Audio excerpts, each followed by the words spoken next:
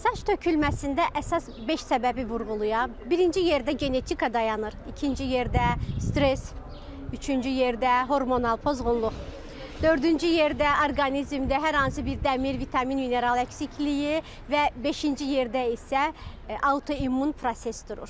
Son zamanlar biz buna altıncını da əlavə eləmişik. Burada daha çox xanımların üz gərmə, qaş qaldırma əməliyyatı, uzun müddət saçlarını dartmağa bağlı olan saç tökülməsi, traksion alopesiya dediyimiz qalıcı saç tökülməsi də əlavə olunub bu sıraya. Alternativ təbabət hər zaman doğrudur, belə deyək, amma əgər bunun arxasındakı tibbi problem həll olunduğu zaman, yəni əgər sənin dediyim kimi qan dəyərlərində hormonal bir problem varsa, sən nə qədər türkə çarə eləsən, şampun dəyişsən, bu problem geçici, yəni qalıcı olacaq. Yəni siz bundan qurtula bilməyəcəksiniz.